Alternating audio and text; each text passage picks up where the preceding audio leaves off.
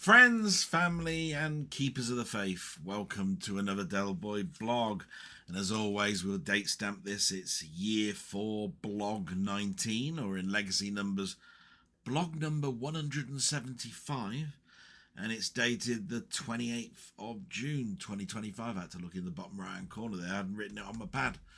That's bad. Just about shows probably where my mindset is at the moment. So possibly prepare for that when I'm doing my blog.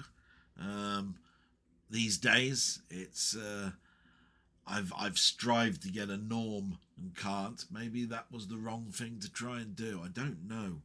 I'm in a weird mindset today. But anyway, let's get the news out the way. It's the bit that I don't like doing too much, but it date stamps it. It was supposed to be something that you do in about 3 minutes. But with the war and everything, I tend to sort of like put a few more statements in so I sort of remember more important things that were going on. But anyway, the war.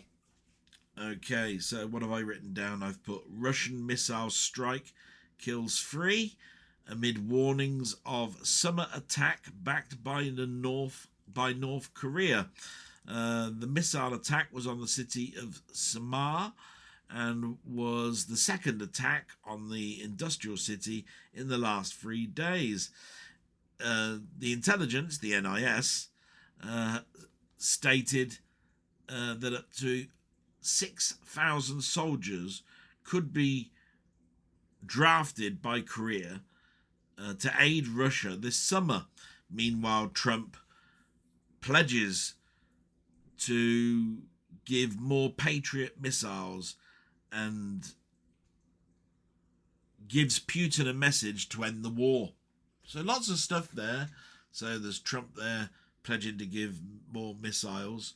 I think he mentioned that in some press thing this week. It was on Radio 5. I did listen to that.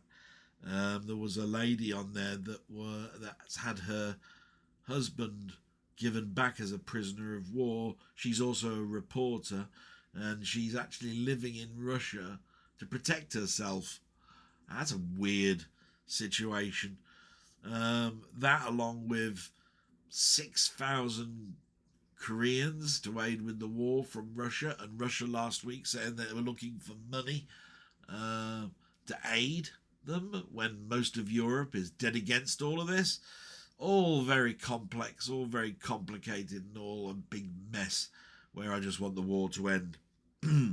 So not much going on, I think, in the UK. In fact, 2 of my articles are from Glastonbury. The first one is London reported its second 30-degree centigrade day on Saturday ahead of the predicted heat wave of a possible 34 degrees on Monday. Now, on the news, because the weather is there at the end of every news broadcast, I think they get a bit tied with what to say.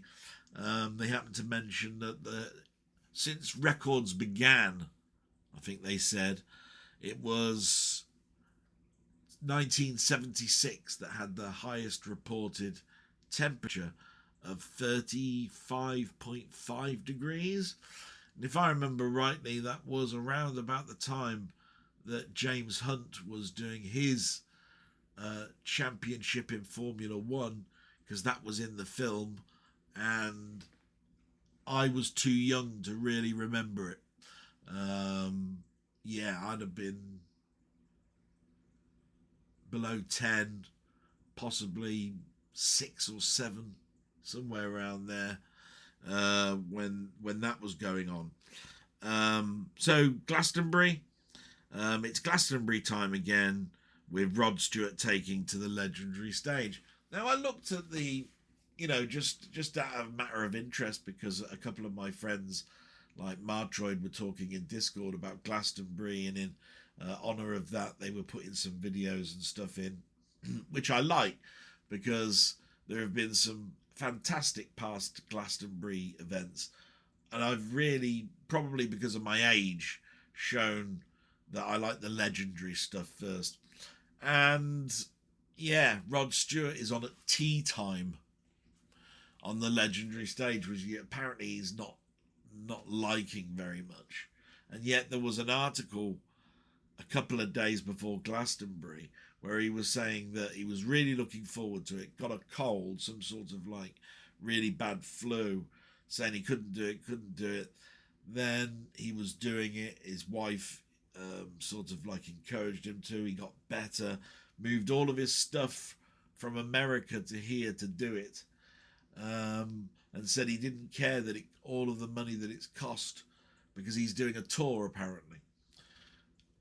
And I was just going, well, that doesn't sound very much like, why are you upset then about doing this at tea time? You've just spent millions and you're happy to do Glastonbury.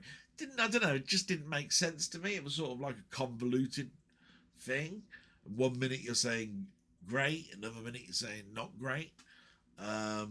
Is it the prima donna in you that doesn't want the tea time slot? I don't know. All I know is that I watched a little bit of the evening of Friday and a little bit of the evening on Saturday. Every single act I saw, that's wrong word to use. Most of the acts that I saw haven't got a clue who they were and what they were singing about. There was one on yesterday, Charlie X or Charlie XCX. And it just seemed to me, what are you exactly singing and promoting about? Because there was one about I've created this party just for you. Come on, girls, sing along with me. Then she sang a song about how they were going on a girls' night out and that all blokes were crap. That's what the emphasis I got from it. Everything was in that sort of like voice box mode where Cher did Believe in, So I don't know whether she's got a good voice or a bad voice. And everything seemed to be anti-blokes. So then there was another act that came on. It was a rapper. And he started off with chants about Islam and all that sort of stuff, which I've got another thing here. It looks like that caught the attention of the media because it says here that certain acts at Glastonbury will not be repeated on iPlayer as police are investigating inflammatory chants in their acts. So that seems to be a thing that's going on in Glastonbury at the moment. I mean, can't this just be a music festival? I do know that it's nothing new to protest on a world stage at that, about certain stuff. But yeah, I don't know. Maybe it's because I used to go to concerts and it was all about the music and I was getting excited about listening to live tracks of things I used to like listening to on CD and on record. I'm just getting old, I think. And the last UK bit here was that Scottish words have been added into the Oxford Dictionary. Words like, and I'm going to have to ask Mainmeister what these mean, hooching and scoochie. And it was this woman in a video that turned around and said, scoochie is something to do with where you stir your chocolate with some type of cream. And hooching is when it's really busy or something. All I know is, yeah, why not have words from all places in the Oxford English Dictionary? If they've come into the English consciousness, that's suitable for the book, isn't it? So again, a non-news thing, another thing that is supposed to probably cause a conversation more than is actually news. Have you noticed that? A lot of news is all about not antagonizing, maybe is the wrong word, but is all about, let's talk about another divide that isn't there, shall we? And bring something in to make it sound like we're not doing that. I don't know. My mindset at the moment, just looking at these things. That's about it for the news. And usually we talk about me, and as I said, in a bit of two minds about me. In fact, most of the pad here is talking more about what happened at work than what's happened to me during the week personally. So let's get the work stuff out of the way. So it goes Monday to Saturday, as you know. Monday really didn't have too much. There was peer-to-peer training from my colleagues, and my one was set for Thursday. And the difficult thing about peer-to-peer training, and I mentioned this to the new sort of like supervisor of us all, is that you've got to have examples to do your peer-to-peer training. And if most of the work that you do is incident related, in other words, you're reacting, you have to keep that ticket open so that you can do it, or do it, record it, and then bring it in. And that's very difficult to do. So both of my colleagues did an absolute wonderful job. Not gonna say anything about bad or what they did, but every single one didn't have an example because they had nothing to give us an example. Right? Now maybe it's because my ones are more simplified, peer-to-peer. But when we got to Thursday and mine, I had to do the daily discovery dashboard, new devices, and what do you do about a device that has just been seen in the last 90 days, but the user is inactive? In other words, you can't. How can it be seen, but the user has left the company? You've got to give it to another person. So it should have gone through a process of stock rebuild and redeployment. But most of the time, these managers are just giving their laptops to somebody else, which they shouldn't do because it's a breach. Now, I did mine, and the first one, Daily Discovery, of course, I had some examples. Not a problem.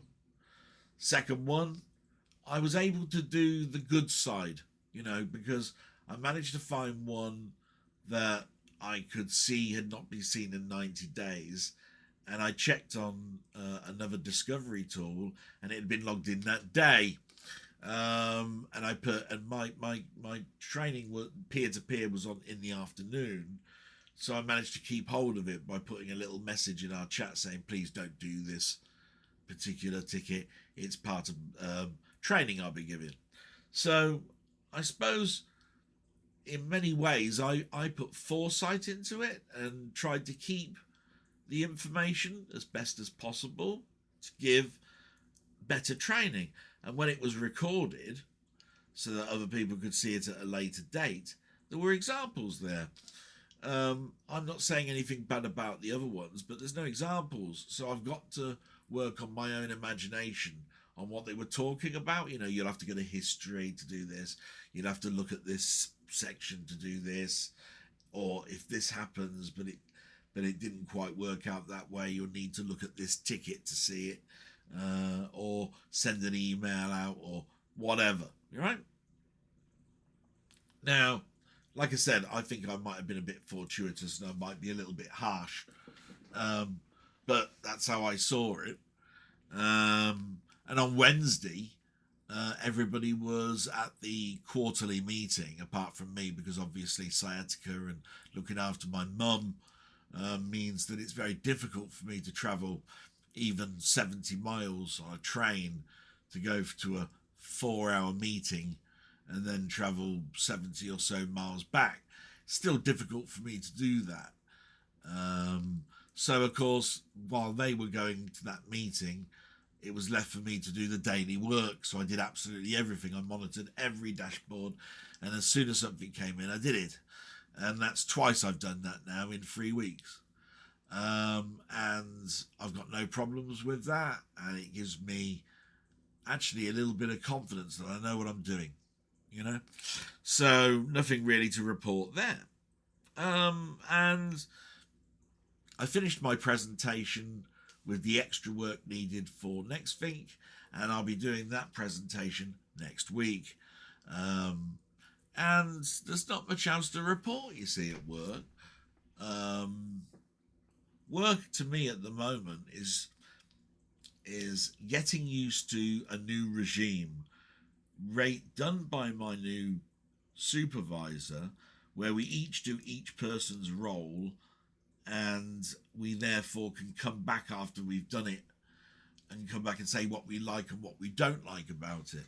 The only thing I will say about my supervisor is he's very, very enthusiastic. And in some of that enthusiasm, he's put down some deadlines that I'm skeptical about. So in those 3 weeks, I'm supposed to have managed to find time to do a 3-hour training course on ServiceNow. Haven't done 1 hour.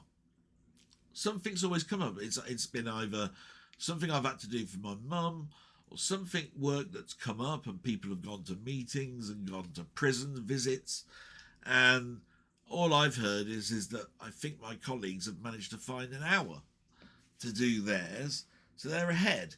So I feel now that I'm behind, and when I'm behind, it encourages me to try and do better, but it also puts me on the back foot.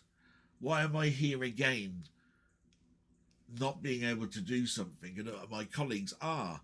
Is it something that they're quicker at? Am I thicker than them and it takes me longer? I don't know. And it's what knocks your confidence a little bit, you know? And when things knock your confidence, you look for areas that will build your confidence, right? And one of those things is YouTube. But I've noticed that because of everything that I do for my mother, I'm not able to get to YouTube. So a typical example of that was I managed to do one of my friends' games requests, which I was really, really looking forward to and happy to do it. And it was Manic Miner on the Spectrum. Now, I had no time to do any prep, and there is no prep really anyway. The prep is, what I mean by that is you look for the instructions, right? And this was the first time I think that I was given a game where I don't need instructions. You know what I mean? Left, right, jump. How old is the game? So old I must have played it. And that's true. Is it a classic game? Oh my God, it's legendary. So I don't need that. But that adds more pressures onto you, because if you're a sort of person that's been going around saying, hey, I've been playing games since virtually the dawn of time, you don't want to look like you don't know what you're talking about, right? So I get a bit nervous, don't I, at the beginning, right? And I start my talk and I say, oh, Manic Miner, I used to go around my friends. I never had a Spectrum for too long, so I never played it too much. But I did go around my friends and play it. And the only time I really played it was on my VIC-20 or on my Commodore 64, which are conversions of it. The VIC-20 one being a totally different beast, and the Commodore 64 one being so close to the original, it could have looked like it was from the Spectrum. It wasn't a particularly great conversion. And from that point of view, there were other games that I was playing, like Blagger and China Miner, that were very similar. And so Manic Miner became something that I still, again, never really went on much. But even I know you don't diss that game. It is absolutely fun, enjoyable, great, lots of history, and a lot of stuff that you can discuss. But of course, I'm trying to do this while playing the game and try not to look mental and stupid. And of course, I got a couple of things wrong. I got a song wrong at the beginning. Of course, it's the Blue Danube. And another one is that I got a programmer name wrong. And I happened to mention that Matthew Smith literally had no money. And it probably gave the impression what I actually meant by that was this particular game, where actually it is true that Matthew Smith didn't see a penny, but it's a bit more convoluted than that was because of Manic Miner. It's not. Manic Miner, he made that game and it sold millions and millions, and it made him some money, right? Because he sold it as a licensed game. He had enough money from that license to buy it back from Bug-Bite. He only gave him a year to sell that game. And when the year lapsed, he set up his own company. Now, you can only set up your own company if you got money. And he developed a company called Software Projects, where he wrote his next big game, Jet Set Willy. And that's the one that they saw no money for. but of course, so I wasn't wrong, but I wasn't right. And this is where your mind has got to be totally focused, right? But the thing about it is I've noticed that friends of mine also get things in ask about face and all that sort of stuff, and it's not that they get away with it. It's just that I don't think it's quite as critical, because I don't see too many corrections made by people. All I know is from Manic Miner is it's my lowest rated video, and it could be because of the classic status, or it could be just me, and I'm putting it down to just me. I got some things wrong. I didn't play particularly well. I tried to show I was having fun because I was. Maybe it didn't come across that way, and the comments were mostly critical of what I got wrong than they were about me having fun. So I'm going to put it down to me. I'll always put things down to me. I put my hands up and say, hey, look, not great. But it's one of those ones where you get upset because you took such a long time from the moment somebody mentioned what the game was to the time doing it, and you built it up in your own mind that you're going to make something really good, and then as soon as you hit that record button, everything went wrong. Do you know what I mean? And I'm not the sort of person that's got the time anymore to actually go, I ain't going to broadcast that, I'm going to do it again. Because as soon as I hit stop the recording, I had to go and help my mum. And it was the washing and the drying and the hanging them up and get my mum a tea and get her cups of tea and hoover up and steam clean and everything else. And therefore, I'm absolutely knackered by 9 o'clock, and then I've lost the light. And I noticed that my camera's not the best in low light. It's very good, but my lighting in my room is like, I don't know if you notice, look, you can see it's got those, not strip lights, but they've got those energy efficient bulbs inside old fittings. And the lighting comes across as very orange and then therefore very grainy. And therefore I try and do everything during the day, but I work all during the day. So, yeah, I don't know. My mindset at the moment is in a bad place.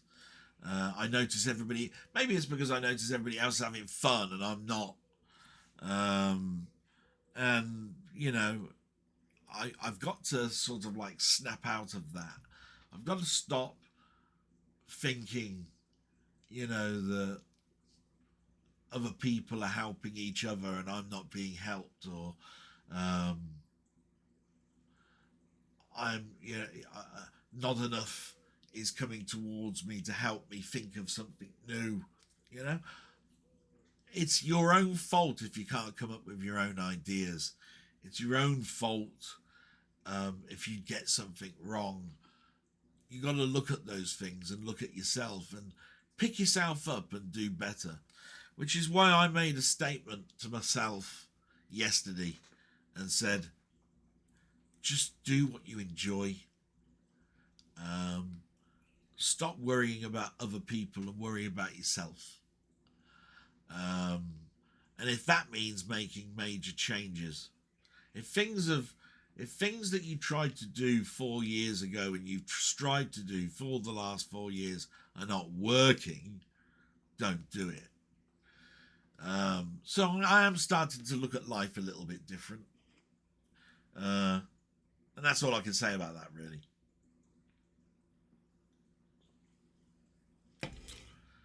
So, with my mother, there's not too much to talk about. She's got a degrading problem, which means that there is no good day. There are days where it's the same level as it was the day before. So I just try to make my mum comfortable. It's the money situation is still a big problem. thinking of new things to cooker is getting difficult because I've never been a big foodie. So I'm always cooking the same things, which are potato bakes or jacket spuds with different toppings, or I don't know, toast with marmalade and cereal and soups and stuff like that, where my sister can sometimes do things like hot pots and stuff. So again, I feel I'm letting my mum down and my sister's doing better. I don't know. It's not a competition. I wanted to do something better in the garden, so I bought what they call a propane weed burner. I've never heard of it, to be quite honest. Basically, do you remember in the day when people used to buy Zippos and the flame had that flame at the top, and it lit up and it was like a huge flame? And then somebody came along and said, yeah, but they're useless in the wind. What you want is one of these flamethrower ones, the ones that's got like a jet flame. And it's almost like it could you could use it for welding or something, right? So apparently you can buy these propane canisters, or you can get an electric version of it. And it's got a flame that's at the end. And if you buy particular ones, you can buy ones with different nozzles. So it's almost like a heat paint gun, but as a wand. So you can sort of like ignite it at the top, and the nozzle is at the bottom, and you can burn the weeds. So you burn them at the root. Now I've been doing the organic way of doing stuff, right? And that is I've been strimming it down to a certain level, the weeds. There he is. And then I get a sprayer, and it's got white vinegar in, 10% white vinegar. It's cooking vinegar, but very strong. It's got salt in it, and that's because it needs to dry out the weeds. And it's got washing detergent, or as I call it, washing up liquid, right? Fairy, that sort of thing. And that's in there because that makes the concoction stick to leaves if it doesn't get to the roots.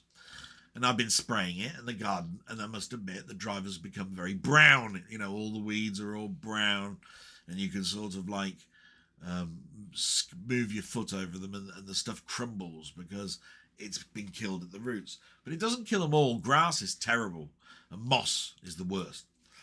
So my sister was telling me about these weed burners, and I had a little look, and I thought, I can't afford the electric one, and I can't really afford the ones with the different nozzles. But there's this one with a sort of like a flamethrower, sort of like jet thing that comes at the bottom. So it's not really a flame. And you put propane gas canisters on it, and it was on offer with 12 canisters. Now I thought those 12 canisters would last an absolute age. Absolutely marvellous. And I used it yesterday, and I'm very impressed. And I'll tell you what, my God, there I was thinking that the propane canister would probably be emptied in about 20 minutes.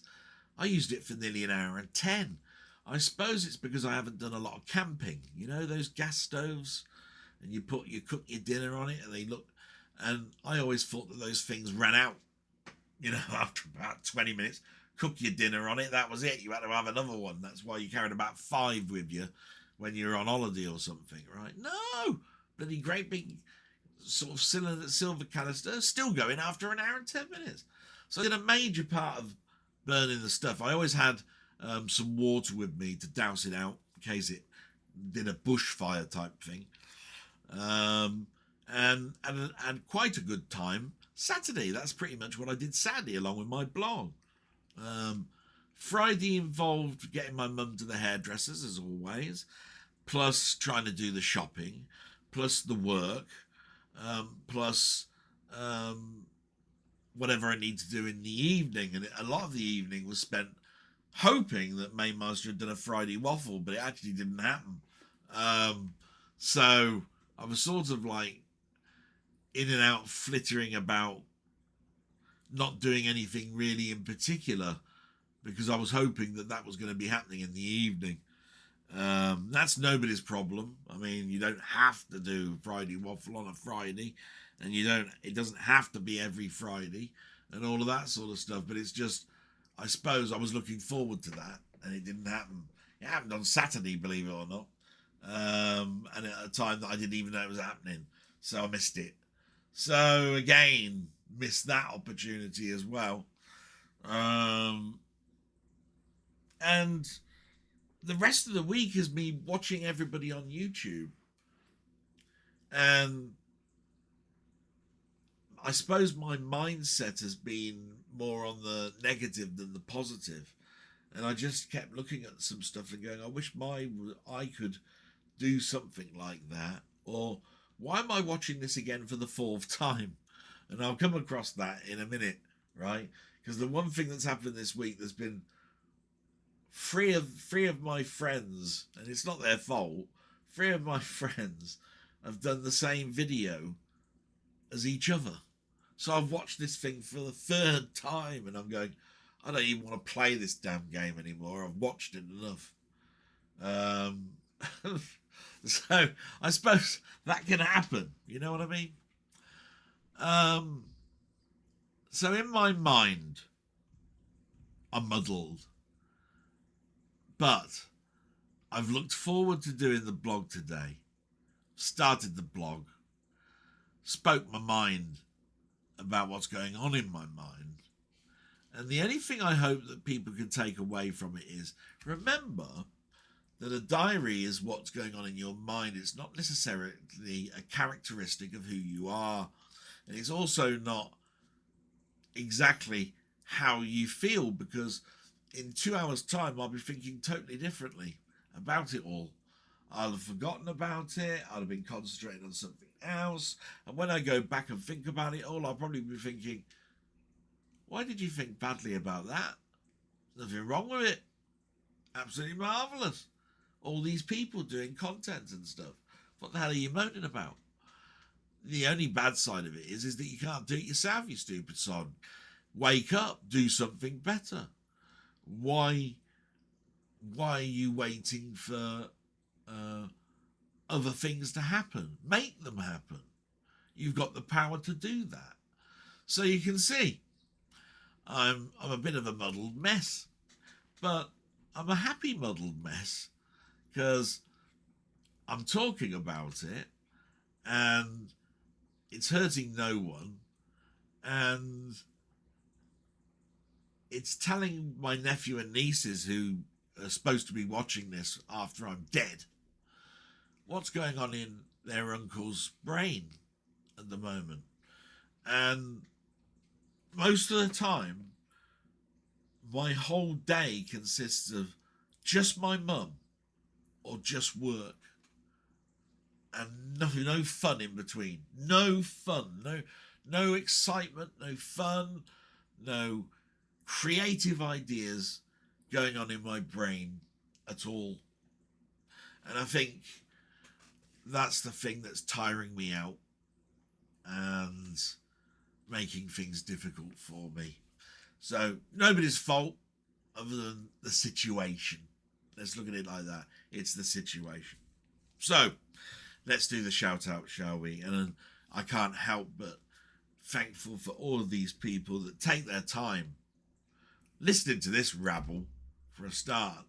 But these particular people have written down something for me to read out, which is great because it means that my blog's got something. If these people hadn't written something, I'd have nothing to read out, and probably I would have to think of topics for me to talk about to extend it beyond a 10-minute chat. Now I know that most of my blogs are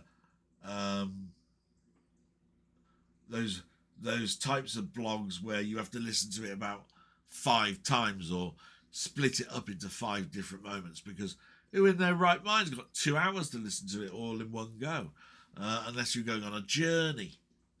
So yeah, again, my mind is thinking should I simplify this to being just something that's 30 minutes long? But again, I'm a big collaborator, and I like to promote other people's channels, especially if I think they've done great work.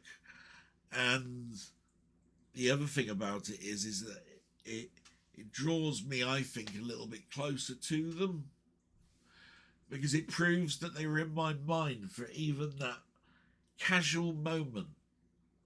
And it's recorded on celluloid to show it. And it's why it's there. So anyway, look, I'm going to read out these names, every single one. An absolute great person, right? And a lot of them have got their own channel.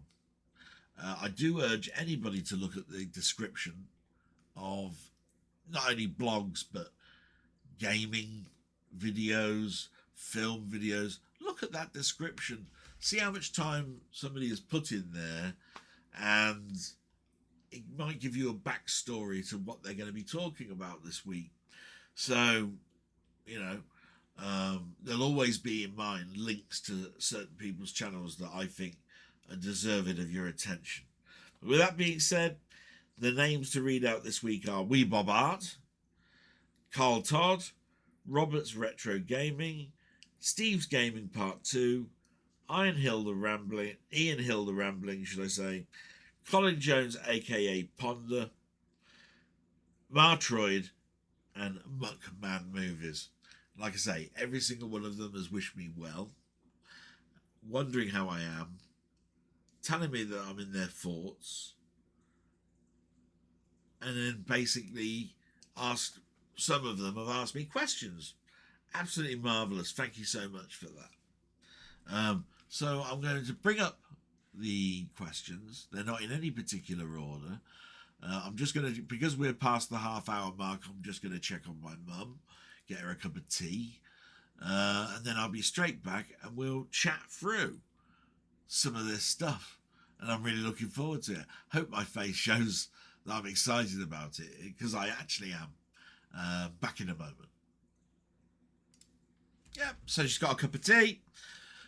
Let's read these out. And every single one of these they've mentioned, I mentioned in the shout outs. Thank you so much for doing that for me. Hopefully I'm going to have some little topics to talk about. You never know. They might be just wishing me well. Whichever way about it, I love every single one of them. And as always, I will read them out if they're there. It doesn't matter who they're from, I'll read it out. And the first one we've got is Wee Bob Art. He's got quick comment, Dallas. I did watch this earlier in the week, but I forgot to comment. Hope you and your family are doing as well as you can. I remember having I Know What You Did Last Summer on a 2CD. I take it that's DVD. Anyway, I'm working on a new Rebel video. Oh, smashing. So hopefully at least have something up on my channel again. Hey, I miss your stuff, but only when you're ready to do it, pal. That's the best way to do it. There is a new Rebel about to be released for early access in July, but it's only worth getting if you are into traditional painting. I would stick with the existing version if it is a comic book type art you are trying to achieve. Anyway, better go, get ready, as I'm a taxi service this morning for my family. No, that's fine. No question for me there, but he happened to mention what I might like doing in Rebel, and to be quite honest, it might be surprised. I've never been particularly great at drawing, but I'm inspired by what Wee Bob Art does. And if you're ever into digital drawing or drawing in any way, shape or form, and you want to learn about light, shadow and shapes and how the world is built up from shapes and all that sort of stuff, go and watch his stuff, because he's absolutely a phenomenal artist. But I can understand that he might think that everything that I like is comic book art, which is not true. I do like other art as well. I suppose I am top heavy in regards to anatomy.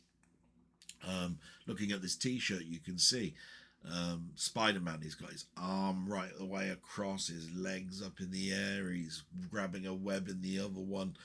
Something that I look at anatomy and go, is that even possible that you can do that? I'm unsure. So I've even got little action figures I've been buying recently that have got stands, and tried to pose them to see whether it's even possible, because the action figure should be able to be posed only in the same constraints that a human person can. So yeah, I've started to get into some of these little action figures. And they're all the knockoff ones, by the way. They're done by a company called CT Toys. I'll do a video on that maybe one day. But anyway, yes, I worked. I say worked. It was terrible. I helped and joined a community called the DCP, which was the Digital Comic Preservation. And the reason I did that is that knowing that I came from the UK and most of the digital comic preservation team were American, I had British versions of Marvel Comics. They were things like Spider-Man Comic Weekly, Mighty World and Marvel. And I had an A3 scanner and I had the latest copy of Photoshop. So I started to scan whole books and put them up into a place called Newsgroups. And my work got noticed. The one thing they said, though, was the work I was putting up seemed to be more raw scans than touched up work. You need to do some work on things like straightening the book because there are angles, slightly different angles and not straight all the time. Clean up the yellowing of the pages and all that sort of stuff. And I totally went, yeah, do you know what? I'm lazy, aren't I? I need to learn that in Photoshop.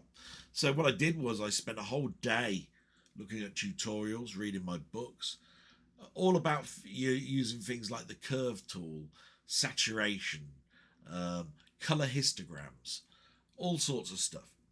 And I scanned and I straightened up and I created new borders and I got rid of color bleed and all sorts of stuff.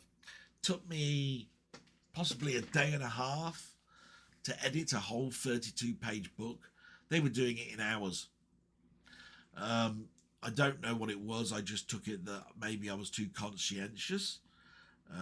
Maybe I was just slow. I don't know. Maybe it was the tools I had. Maybe it was my lack of knowledge. Who knows?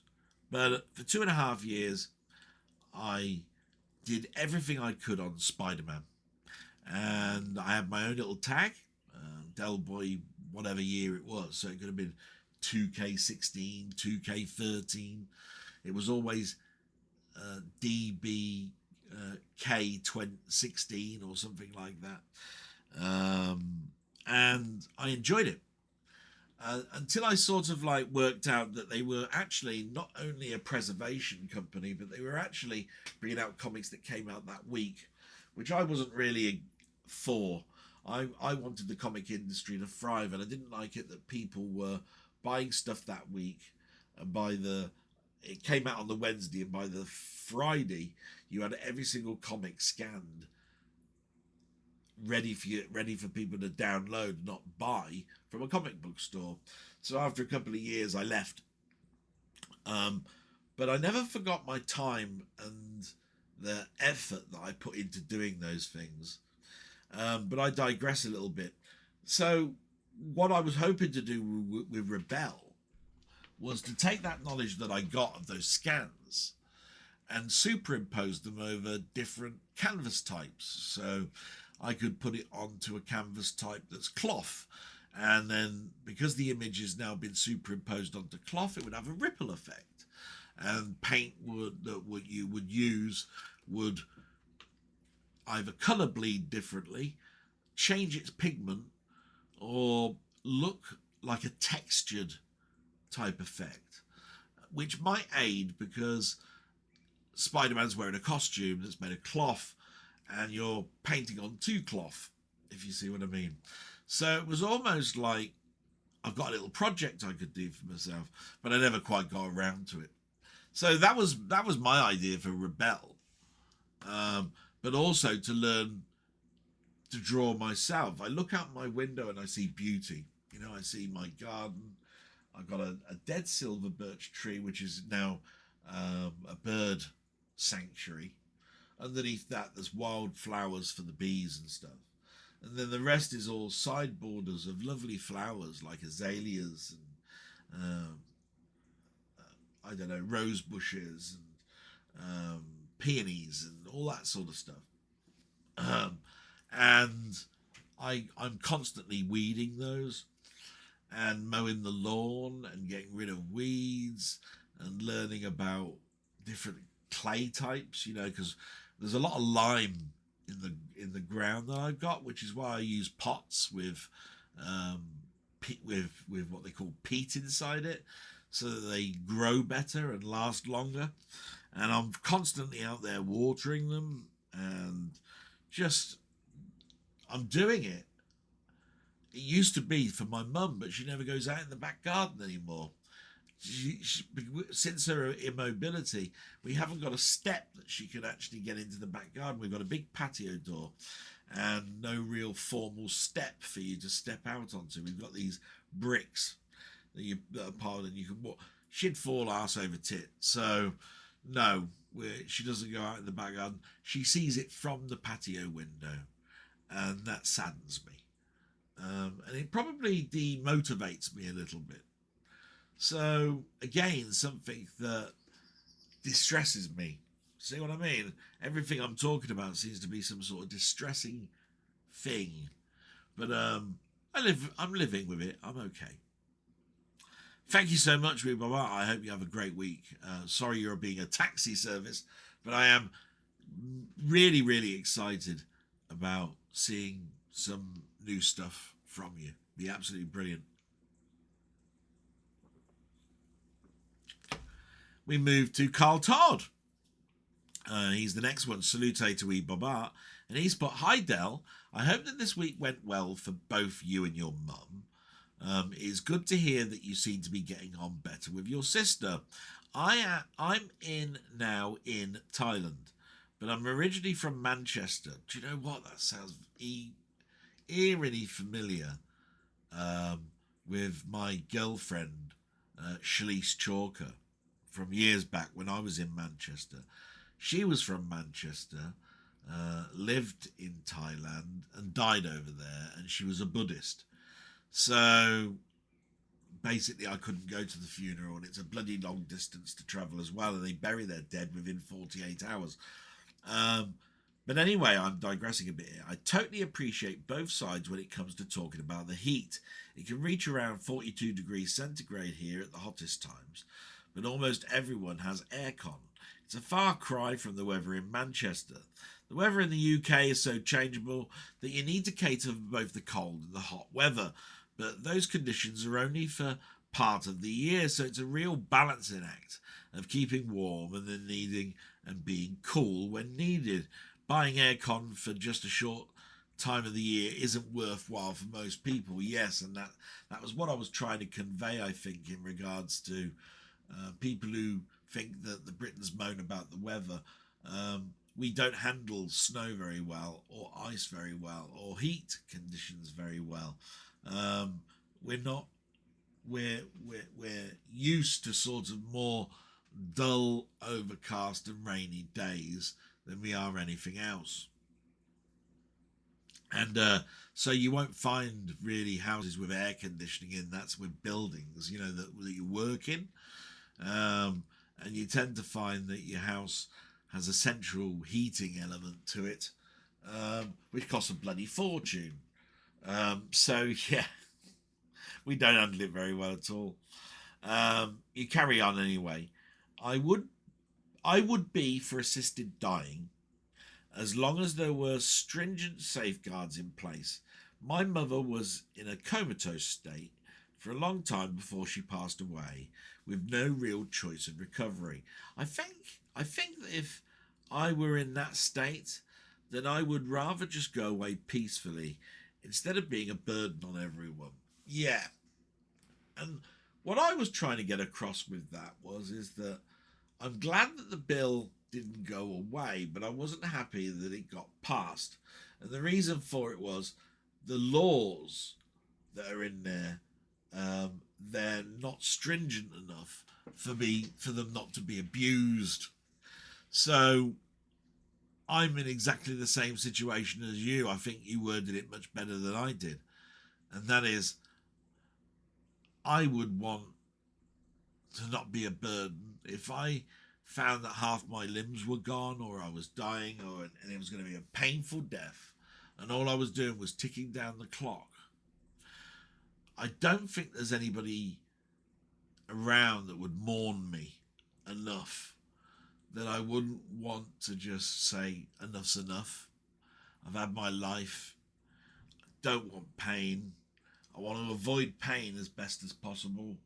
I think I'd rather go and go quietly. And if people remember me, absolutely fantastic. Bit morbid, that. That's how I feel. I can only say what I feel in a diary. Here's some questions anyway.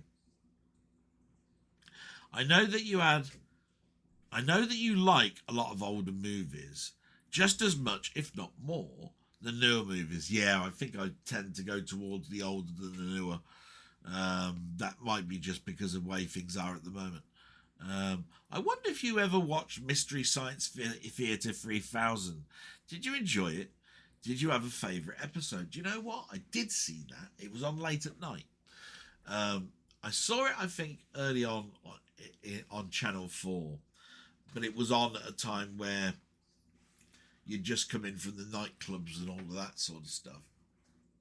And it was after things like Eurotrash and all of that. But it was a Mystery Science Theater B-type science fiction horror type films that they showed. And it showed the film in front of you, but from behind two people that were in a theatre, and they were talking about the film all the way through it. Oh, what's this guy talking about today? Sounds like a chipmunk, doesn't he? That sort of thing conversation was going on. And it didn't distract too much, because the films they were watching were things like The Incredible Shrinking Man, The Blob, The Man with X-Ray Eyes, all of those.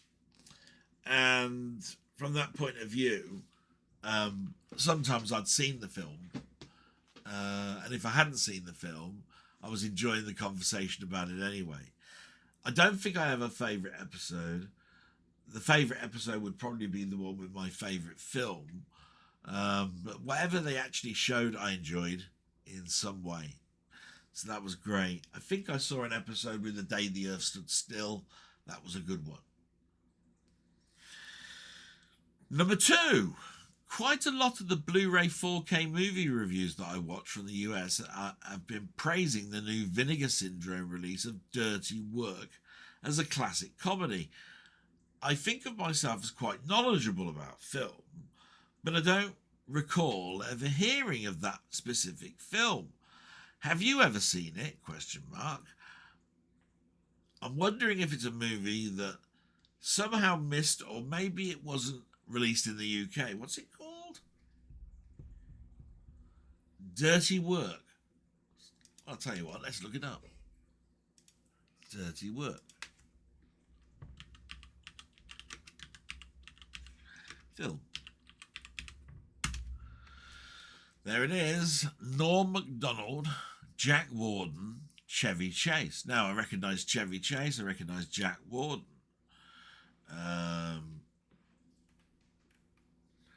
Dirty Work is a 1998 American comedy. So a time where I was buying Laserdiscs and a period of time before I actually had a DVD player.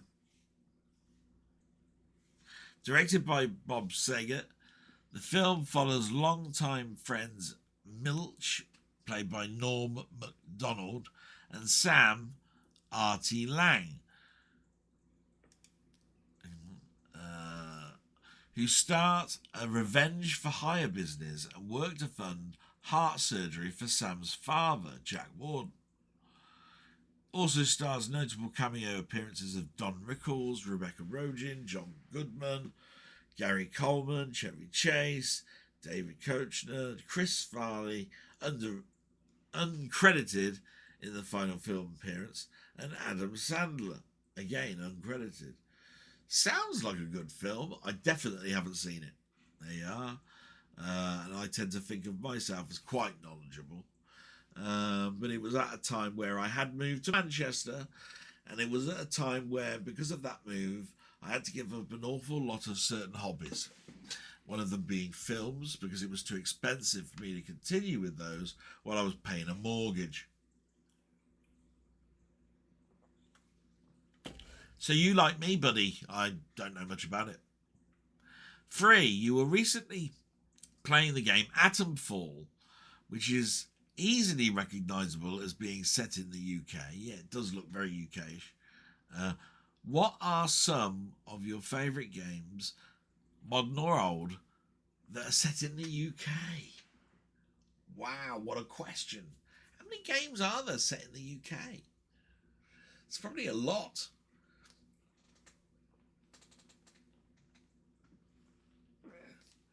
And I'm not probably thinking straight, because every game I'm thinking of is the games that I was playing that were long.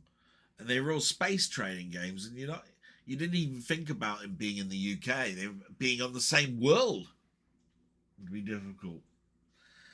But yeah, Atomfall I had some great time with, and I need to go back to that and play some more because I was really enjoying it.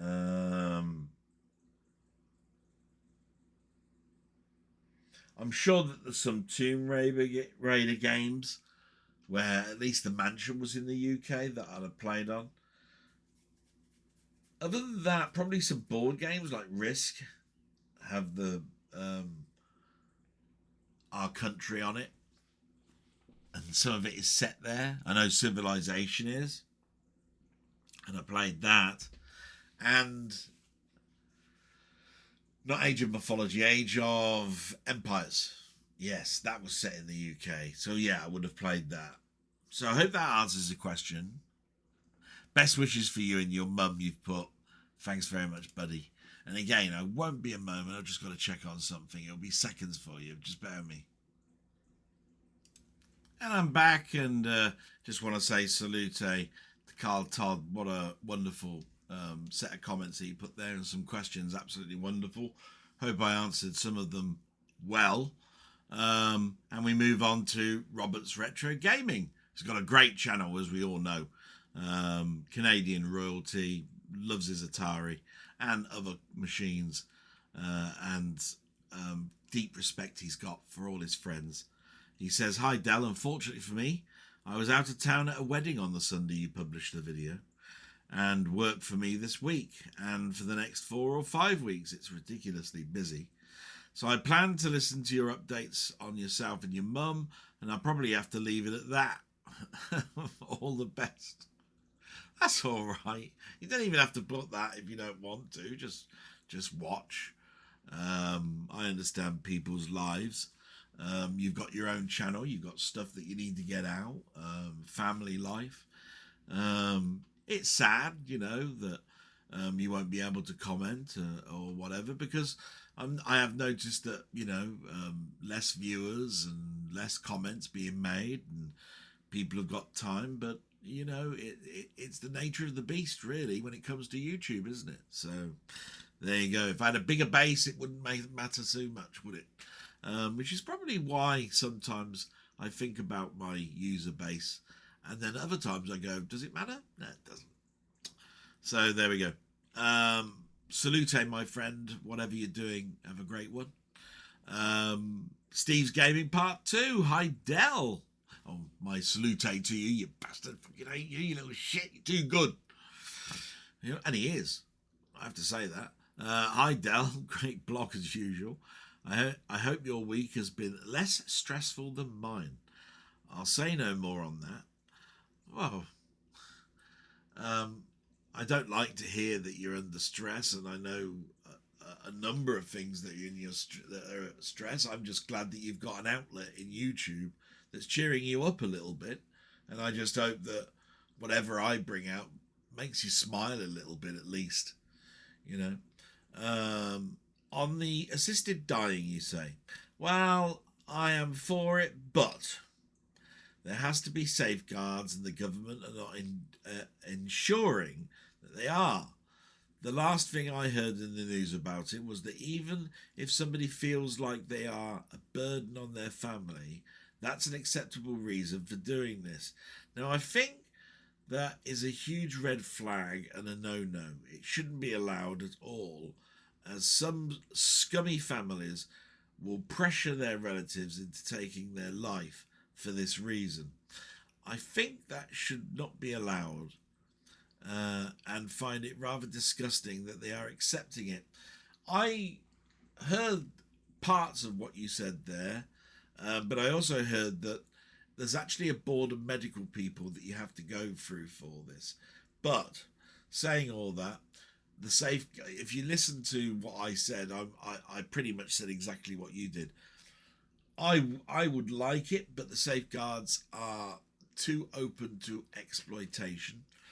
It's why I said, I think I said at the end, if you were to take 70 million people and you knocked it to one particular place, say at 7 million, and I would want the acceptable death thing to be 0.0000001% that would be allowed to do it. And if that doesn't give you a big indication on just who I think that this is an acceptable way of progressing, then I don't know how else to word it, because it's like you're saying, there's not enough safeguarding and it's open to interpretation.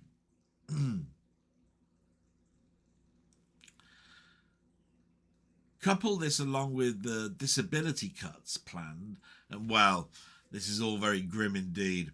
Anyway, on with the questions. Yeah, let's get on to the questions. Question 1. Now, a couple of weeks have passed on the Switch 2, and the novelty has worn off. Do you regret buying one, or are you happy with it? Well, it's not a matter that the sheen has gone off. It's what I bought it for. And I happened to mention that I was not excited about this, and it was a matter of circumstances that made me buy it. I sold a duplicate Switch that I had, and it therefore made the console desirable, is the best word. It meant I could play some of the games that I bought on a newer machine that would then run faster, and also with a higher possible resolution or colour scheme to it, along with new games that will come along that will make it a worthwhile purchase. Now, after a month, there are no new worthwhile games. It's still got the same ones: Mario Kart, Cyberpunk, and a few others, and the rest is all your back library. So from my point of view, it never had a sheen anyway. It was, does it hurt my bank balance after I've sold my old Switch device? And it didn't hurt my bank balance that much. So I bought it. So there's no real answer to that one, really. And hopefully that comes through loud and clear. Question 2. It's 1985 and you have designed your own computer. It has a 16-bit 68020 CPU, so an accelerated 68,000. A SID chip for music. A full keyboard like the BBC. Oh, that's a shame. I do like the BBC keyboard, actually. It's quite nice. And comes with a built-in floppy drive. You are going to sell it for £200. Wow, that's a bloody good price for that. Yeah, I'd buy it. And it's going to be a gaming sensation. But what do you call it? Oh my God, what name am I going to give a machine that I've built? What's been my inspirations through the years? Let me think.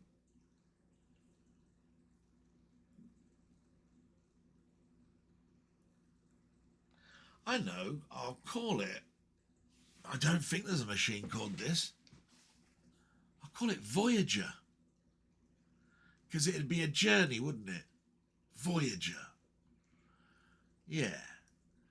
Let's call it Voyager 3 or something. No, I can't call it a number. People will think, where's the other two? Could I call it... One of the greatest things I like about astronomy is looking at nebulas. Is there a gaming console called Nebula? Or Astro Nebula? Could the company be called Astro? And my first computer called Nebula? I can think of the design of it now with the word Nebula. Yeah. They're the only two that come to mind at the moment. I could probably put a lot of deep thought into that, but that'd be a lot of dead space pausing while I think. So those two I think come to mind. All the best, mate, and love to your mum. No, thank you so much, you little bastard. Fucking hate you. Great questions, and I hope everything's going well with your channel. Marvellous. I still have great enjoyment going to it every week.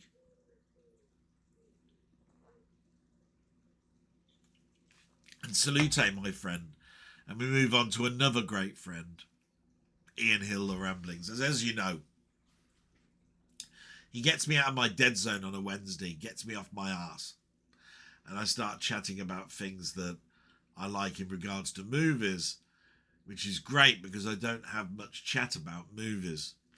And it's great to go in there and talk about anything, really. It could be TV, films, it could be soundtracks, it could be what I had for my tea, it could be what I've done out and about, it could be about work, it could be about everything.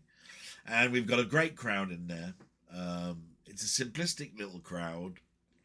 When I say simplistic, nothing overly complex or taxing, with some great films mentioned and stuff that we discuss that you wouldn't normally find, I think, in some other chat channels, which is why I think it's a little bit unique in a way, because we don't talk about the norm, what's going on in the cinema at the moment, what do you think of the packaging in this latest release. We talk about the things that just come to our mind at the time that we're chatting, which I think is a great way of doing things. If I didn't have that on a Wednesday and I didn't have Ian Hill in my life, I think it would be a much poorer time for it. Which is why I thank YouTube so much for giving me a voice. It's given me a discovery of a bloke that seriously wants only the best for me. And that goes for the people that are in there on the chat as well. Anyway, he's put, "Hi Dowboy, hope you and your mum are okay and things are running smoothly as they can in the circumstances. I won't mention the weather this week. I will find something else to be grumpy about. Oh yes, local pubs. Pushing leaflets through the door, advertising their Sunday roast dinners, and look great and probably don't resemble what they serve. They also seem rather shy in showing the price. And if you look at the small print, you will find it. My reaction is, of course, how much. I could cook one at a much cheaper price and will probably roast potatoes, not those Aunt Bessie awful things. Yeah. So yeah, what you're saying is that you'd cook it from scratch and it wouldn't be them Aunt Bessie Yorkshire spuds reheated up. Yeah, and I get it. A lot of pubs do that, don't they? You continue, I've watched some good films this week. Two outstanding ones were Hain, 1980, and the download of Bicentennial Man, 1999. I got very excited by both of them. I never tire of watching films. This has been since I was a child. They have this great ability of taking you out of your world. You can feel all the different emotions. They entertain, but can I also make you think and then want to find out more about them? Yes, they do.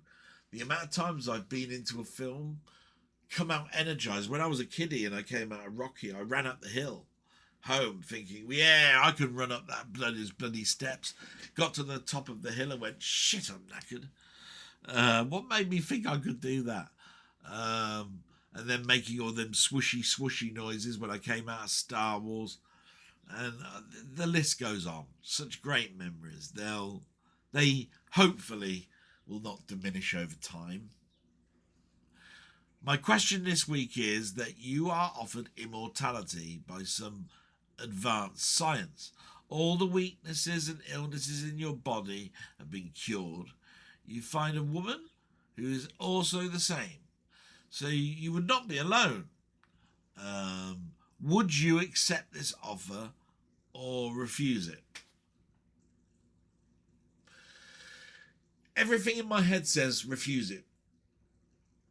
I've seen Doctor Who time and time again talk about immortality, saying that it's a curse and not a gift, and that everything must come to an end. Everything has its time. And I think my brain would rule my heart in this instance. So yeah, I'd go with no, I wouldn't accept it. All the best wishes to you and have a reet grand time. No, you have a fantastic one, matey. Absolutely great. And we'll move on to the next one. Press the wrong button. And we move to my friend Colin Jones, aka Ponder, and he's a great bloke. He's got a fantastic channel. Oh my god, how good is he at arcade games? I hold him in quite high regard in regards to that. And like I say, he's got a couple of channels, absolutely fantastic, and you wouldn't find a nicer bloke to talk to. He says, I know most people, at least most vocal people, complain when it's hot. I have yet to have experienced a temperature that I'm uncomfortable with. It has been close, so I think my threshold is around 33 degrees centigrade, but I just take my time and enjoy the rare occurrence where the weather is exceptionally warm. I also have the pool here, which is wonderful in such weather. Yeah, the hottest temperature I've been in is going through Death Valley. You have to turn the air conditioning off when you're driving through Death Valley, because the air conditioning unit will make your engine overheat. And then you've got a temperature that's way too hot because it's the lowest point in America, which makes it the hottest. But it's got such beautiful. It's got such beauty in its area with all the different oranges and browns and rustiness of the rocks that make up Death Valley in the desert and so forth. Absolutely gorgeous. That's been the hottest one, and I'm not quite sure what the temperature was either, but it must have been close to that, I would have said. The NHS does need more funding, but sometimes I think GPs need to stop the conveyor belt mentality that seems prevalent and get back to treating people like people. The prescriptions mishap is also down to a lack of communication, which, given what's available these days, is inexcusable. Send in my regards to your mum as always, and it warms my heart to hear of the competition between you and your sister in this matter. Oh, the cooperation, sorry. I think you're the same as me regarding punctuality. I'd rather be an hour early than a minute late. Yeah, I'm definitely that. There is no real answer to fashionably late, to be fair, as it's all subjective, and I'd agree with that as well. I do very much appreciate your support on my content. It's not really that I'm supporting it, matey. It's I'm reading out what I know about your channel, what I've discovered myself, and every single thing is exciting and fun to watch. It's great. My question: what are your favourite board games? Are there any that bring back special memories from your childhood? Oh my god, board games. Now, I have brought this up before. Board games generally require a couple of people to play, and I was never that close with my sister, so we didn't play them too much, and that meant that I needed to have friends around, and they would show their face during summer holidays, 7 weeks. And we got the board games out when it rained. Otherwise, we were out on our bikes or trying to find something else to cause mischief on. But we did play some board games. We played Buckaroo, Hungry Hippos, Game of Life, Risk, Monopoly, all of those sort of things. I wouldn't say I had a favourite one, but because video games was more the thing that I'd like. But yeah, I did enjoy my time with board games. Absolutely spot on. And that's the end of your comment, so I just want to say thanks very much for that, Colin. Absolutely. Salute, my friend.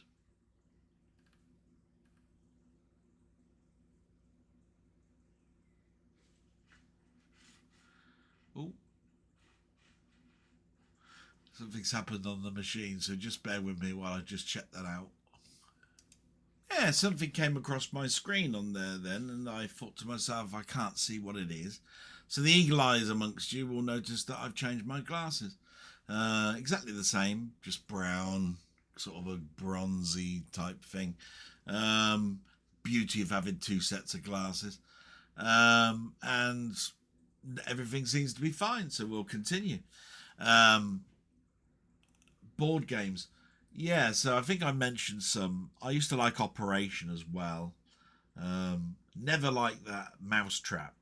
Mousetrap was awful because if you ever remember, it was all made out of, well, what I would consider the same sort of stuff you get out of 3D printing. It never worked, or rarely worked. And I'd set the trap off by accident, and it would start the thing off and trap the mouse before it even started the bloody game, and then you have to set the damn thing up. I remember there was one board game, and it wasn't really a board game, but it was a game called Atmosphere. It was a video game. You put a video in and you played this game with other people, and you had to do certain things. And it was a little bit like the TV show Nightmare, which was for kids. And this sort of like computer generated voice and character on the screen, and you had to do certain stuff. It was very spooky. Short-lived thing, sold well, didn't do well with any future games. I think a lot of people got bored quickly with it because you could watch the whole video and know what was going on. So it didn't really work, and I think they did DVD versions later on of it. Anyway, that was Atmosphere. But yeah, we just had in our house some backgammon, chess, Operation, Buckaroo, Game of Life, Monopoly, Risk. Risk I used to love. I can't think of any others. So hopefully I've brought some memories back to some of those. Hungry Hippos, my God, I remember that. You moved a sort of plunder and its head come out and nicked all the balls. And there was one called Crossfire where you fired marbles at a puck and you fired it along this sort of like big tabletop thing. Never into Sabutio or anything like that. Anyway, great memories there. We moved to Martroid, who's put, well, the Heart of Neon Kickstarter campaign has come to its conclusion, and I was thankfully able to scrounge enough money together to grab a physical copy on Blu-ray. Hopefully the wait for it to arrive won't be too long. Am I right in thinking you'll probably seen an early cut of the main documentary, Del? Sort of, yeah. I'm part of that Kickstarter, and I don't do Kickstarters. And I quoted a price of in the $30 odd, which is supposed to give me a physical copy and a digital copy, and my name in the titles or something. I think I get some art cards as well. I don't think I regret not having a higher tier version of it. I think that'll do me for now. And I am quite looking forward to it. Yes, I got my code this week to download part of the documentary. When we talk about the documentary and how much I've seen of it, both Mainmeister and I were at the first Zap event where they showed a 25-minute thing, video with with Jeff Minter in it. That was quite good. And it showed some footage as well of his light show program. So yes, we did see something. It was about 20 odd minutes, and we've heard and seen very little since. So I'm looking forward to it. And the last one is from my friend Muckman-Movies. He's put, in principle, I'm all for assisted dying, Bill, providing there is enough scrutiny put in place per case. I can see selfish relatives taking advantage of the bill for inheritance reasons.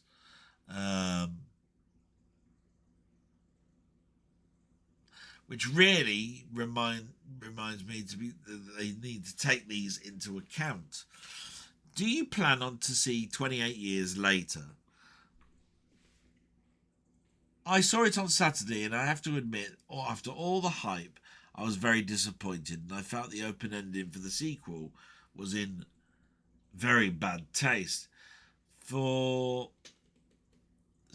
film was all a bit of a mess, but God, nowhere near as scary or intense as the first two films.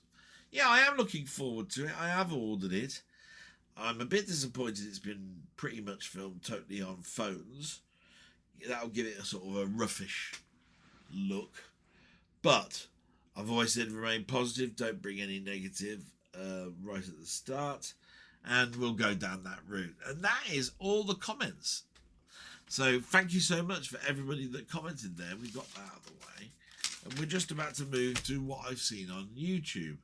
But I'm just going to check on my mother and make sure everything's okay. So that was all the messages, and that was really good. I really enjoyed that section. It had some memories in there for me. And I thought to myself, do you know what? I'll just get a bit of fresh air. And because it gets really, what we have to understand is it really gets warm in here. And if you've got hypertension, it can be quite bad. And I pulled this from our room, and you can see that I'm at the top there, look. I don't know if you can see a number, but it's got 27. It actually is hotter than that. It's just that's the number that's at the highest point in here. And I suppose it's actually closer to 30.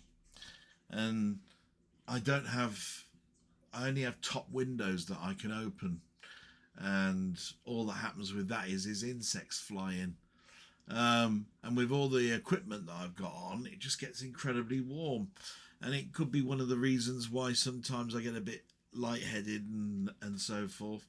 So I went outside and I was deadheading the roses just for a bit. And do you know what? I remembered a thought where I used to do some of my talks, you know, when I was on a walk, and I used to go into the countryside and do all of that. And I was thinking to myself, do you know what? It's such a lovely day today.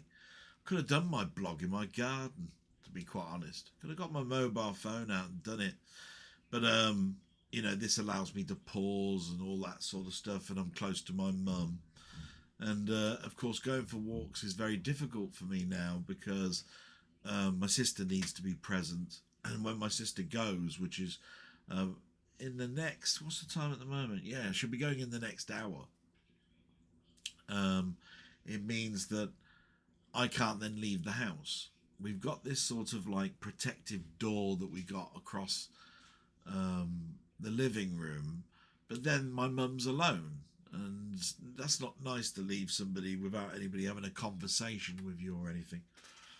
So yeah, I'm trapped a little bit, but I'm gonna have to come up with a scheme or a system where I'm able to have a little bit of time to myself, and going for a walk really is good for your mental health. Even now, I think when you're looking at me here, I seem to be more awake, and that's just because I went outside and got some fresh air. It's not the stale air that I'm breathing in most of the time. I'm trapped generally in this room. This room is very untidy because I've got literally a 3-bedroomed house in this one little room, and it sometimes can, the same 4 walls can be a little bit detrimental to you as well. But I'm digressing a little bit. Something to food for thought. I'd love to do my walks again. I'd love to be able to show you my garden again. It's not the best looking thing at the moment.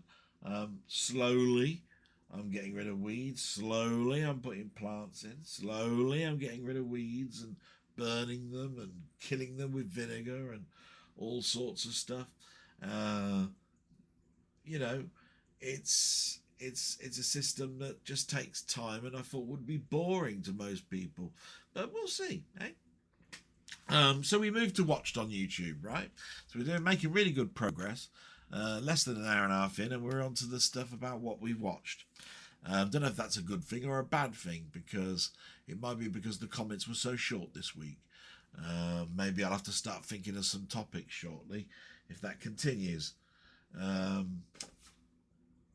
we go. Just looking at it, and it still says that it's 27 on here.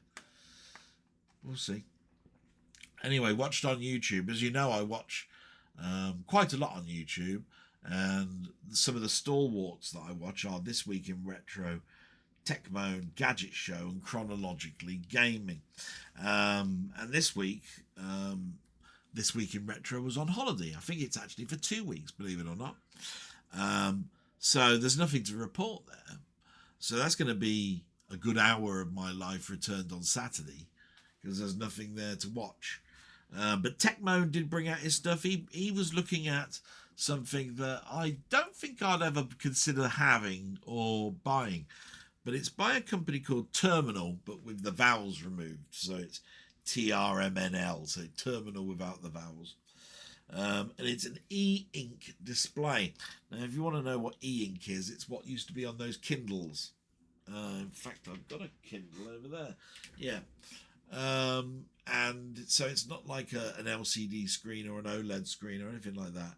And it's for you to have some displays for things like the weather, to-do lists, calendars, all that sort of stuff.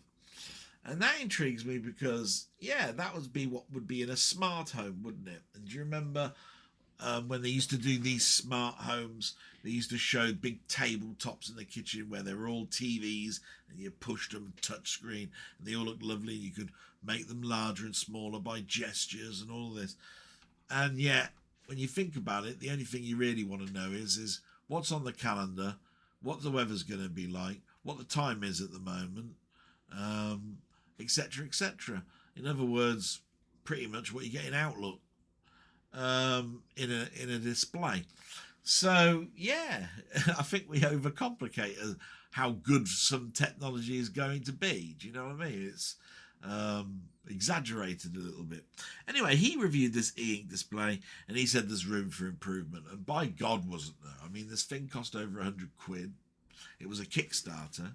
The batteries need looking at, the way it's displayed on the wall needs looking at, the way that you add applications, he calls them, but as I call them, widgets, because that's what they are in my phone. It is almost like having your phone's front screen the way that you want it to be in a display, and that's why I call them widgets, because on my front display of my phone I've got the clock, the weather, a search bar, and a couple of icons that take me to the most common programs I use, which are apps. And that's pretty much it. It doesn't have a co-pilot in this thing, doesn't use any type of AI. Connecting to the internet is through a 2.5 megahertz connection, so not even 5. So it's got antiquated a bit technology in it. So why it's that price, I don't know. But it was an interesting thing to watch. That's all I can say. The Gadget Show, as I said, came back last week, and this week it was mostly shorts. There was an iPhone 16 Pro L Fiasco upgrade. Is it an upgrade or a scam? That was quite good. And there was a retro gaming on the Switch, which I didn't find that interesting, and I'll explain why. He said, "Oh, retro gaming is absolutely great on the Switch too. Basically, you can go to the shop and you can play all of the Nintendo back catalogue, and unusually there is some Sega stuff there. And basically, it runs flawlessly, sometimes enhanced, and it's a great little retro device." And I was thinking to myself, hang on a minute, there's nothing new here. The Switch 1 had all of that backward Nintendo compatibility. So having just Sega Genesis there does not make that an emulation device. It's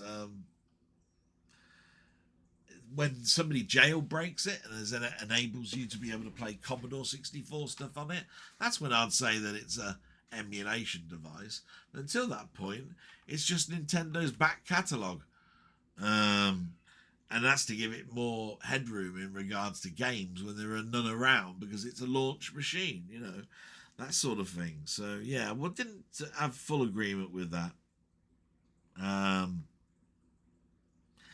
Then we get to Chronologically Gaming, and they did a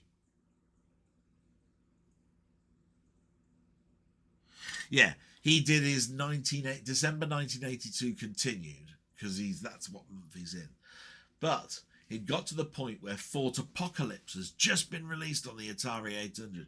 Can you imagine taking your brain back to the day that was released, thinking about it, taking it home, playing it, and how much you played it to death until you never played it anymore, which is probably about a couple of years afterwards. So that was great, because he was very enthusiastic about it, and he gave it a very good rating. And then he talks about a console I've rarely heard of. I think I've heard it mentioned twice. It's the Interton Video 2000. Apparently it's a German console. Came up before the Magnavox. So this is 1975. Slightly more than Pong, but not by much. It worked in the same way as consoles of that day did, which is bank switching and cable circuits being shifted. There wasn't any cartridges, or very few, for this device, because it wasn't the first device that actually offered cartridge playing gameplay as a gameplay system. So, but it did work along the same way as Pong. What else we got?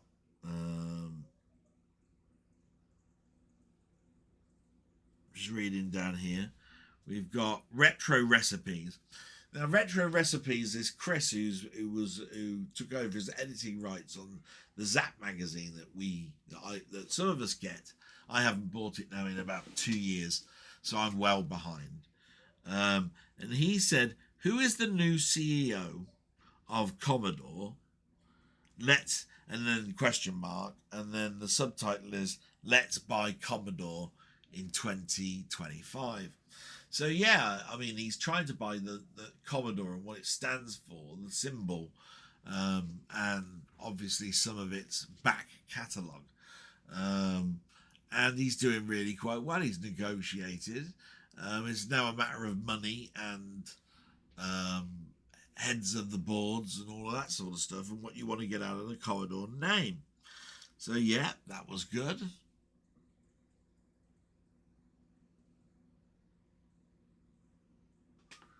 Just trying to read here. Then we got Gaming Historian. He did the story of Super Mario World. Now, that tale has been told a number of times, but there's always something that I learn in these. So Gaming Historian was great. Then there's Dan Company, or Dan CO. And he did Could Spidey Beat the Rogues Gallery of Batman? That was quite interesting. If you think about it, I'm a big Spider-Man fan, right? And I look at Batman and go, none of these characters are really that strong. There's Bane, I'll give you that. But most of the time they're a bit lame. They're all on mental illness, like the Penguin or the Riddler or Two-Face. They're all belong in Arkham Asylum. So they're sort of one-trick pony, those. But it is quite good to hear whether Batman will be able to beat Spider-Man, or whether Spider-Man will be able to beat the Rogues Gallery of Batman. So yeah, I enjoyed my little time with that. And like I say, won't be a moment. And the next thing I watched was something called Al's Arcade. Now, I don't usually watch these. These are the things that are not part of people that I know and all that sort of stuff. But this came up because it came up with the word assault in it. And Mainmeister will know this, but he used to do Sunday streams, still does now, where people would suggest games. And sometimes he'd come up with a topic called just arcade games. And Assault was one of my favourite games that I played when I was with my friend Martin, when we used to go to the BX Centre. It's an American Air Force base where the Americans would relax with 10-pin bowling and all of that sort of stuff. And Assault by was a game that was by Namco, distributed by Atari, and used sprite scrolling similar to the way that Mode 7 came out. This is before Mode 7 was a thing, I think, if I'm right with my years. So it was a tank game. So I really liked it because you pushed 2 forward to go forward, 2 back to go back, roll to one side with moving the yoke left and right, it would roll. And you had a bomb though, moving it outwards like that. And of course it had fire. So you could sort of like move the tractors one way and the other, and it would spin. Yeah. But not the tank spins, the whole screen span. Yeah. So you basically were controlling really the playfield. And you got onto these sections on the map that when you moved over it, you jumped and leapt in the air, and a crosshair would come on. You could blow them up with bombs. And it would fire bombs at them and blow them in advance before you actually got round, because it was like a rocky terrain with a boss at the end. Everything in it I loved. The scaling, the sound, the game, the tank tactics, all of that. What was there not to like? And I was so glad when it was on MAME. So he did a, is it worth my 10 pence? And to me, the simple answer was, oh, bloody right it is. But of course, not everybody likes those types of games. I'll let you watch that and you'll see what he thought of it. If you ever do get a chance to play on MAME or Mister or anything like that, and it allows you to play the game Assault, give it a go. Definitely, I would say that it was worth a go. And then there was a channel called Forever Analog. So these are all titles that you probably never heard of, these sites. And he posed the question, do Super Audio CDs, or SACD, sound better than CDs? Question mark. Now, I've got a SACD player down there. Okay. And I've got some SACD CDs. And back in the day, when I was hooking it through my amp, I would have turned around and said yes. But he was explaining to me the technology and how it works. That it would be a normal CD if you didn't have the right laser and chip inside there. And then when it detected it, it moved to a slightly different bit rate and that sort of stuff. And it intrigued me. And the simple answer was there really isn't an answer to it. You had to have certain conditions to make it sound better, and certain equipment that you joined it with to make it work properly. Otherwise, it was just a CD player. And I'd agree with that as an analogy. I might have been extremely lucky. I had a Sony SACD player and I had a Sony amp. So, yeah, I think I probably got the best of both worlds with that. And that's what I watched on YouTube. And we moved now to the film, TV and soundtrack YouTube, which is all my friends that do stuff with films. Some of the stuff that I watch as well to do with films that are not though as part of my friends, plus a soundtrack I'm listening to at the moment on YouTube. Okay, and the very first one we've got is Ian Hill, The Ramblings, and oh my God, we know Ian Hill is who I do a live stream on Wednesday, and just listen to what he's come out with this week. You've got my top 5 comedy films of 1976 to 82. Doctor Who Attack of the Cybermen review, The Night Have Eyes Blu-ray review, X-Files Season 4 Episode 9 review, Hane 1980 Blu-ray review. He did a live with me on Wednesday, and tonight at 5 o'clock he's doing SFX July 25 magazine review. So he's doing a review of what's in SFX magazine for the month of July. So all great stuff. We don't really concentrate too much on magazines anymore, so it's nice when someone points them out and do them.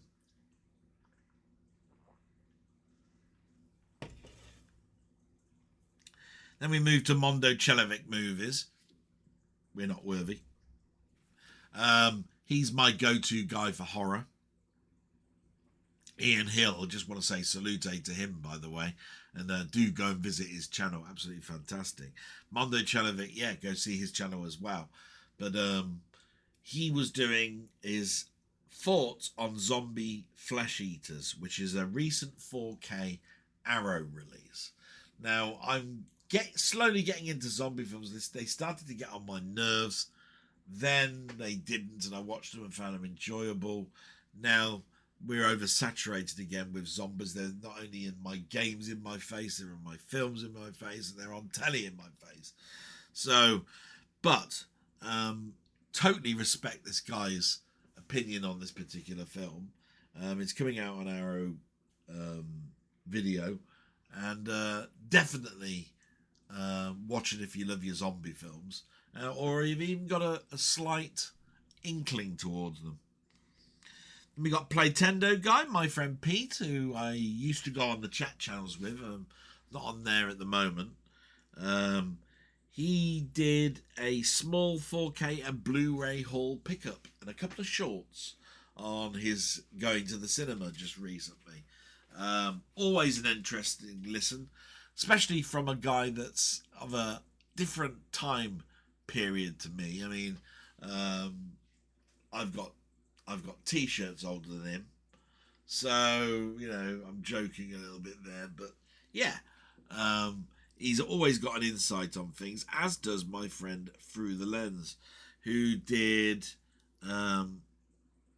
he went live this week and said that he was going to be bringing out more content shortly, but of course with the hours of work he's got, he's finding it's very difficult. So that was great. Did you see that? Another friend of mine that I've watched religiously pretty much every week. He did the Formula One film review, which got what I thought it would do, which is it is a spectacle with a very dash ending. And overall, he thought it was good fun. I'm hoping for an exceptional film next time. Maybe the subject line will help. I think that would be great. Jim Jam Movies is next, and he did Is This the Best Film I Have Ever Spent? It was a £5. And he bought the whole box set on the network label called Watching. And although that wasn't my particular type of TV show, it was compelling to watching. And you peel them off and he looked lovely. Well, of course he did. Of course she did. She was in The Good Life. And that concludes films, TV and soundtrack, apart from the soundtrack that I listened to. So I listened to Magnum Force by Lalo Schifrin. Love that guy. Always does a bouncy, groovy type of percussion type instrumental, and you can't get any more instrumental than Dirty Harry on the Streets. So if there are going to be any Dirty Harrys, which I doubt, I would definitely say that was a highlight, for definite.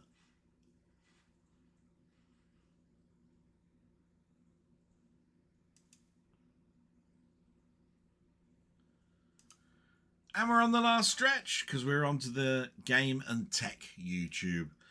These are all my friends that are part of my Discord, Mainmeister's Discord, people I've spoken to, collaborated with, all of that sort of stuff. And we've got, first of all, Down the Rabbit Hole. What a great fella he is.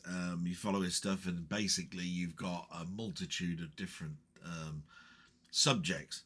The two this week are mostly technology. He did a NES Zybots sort of semi-review.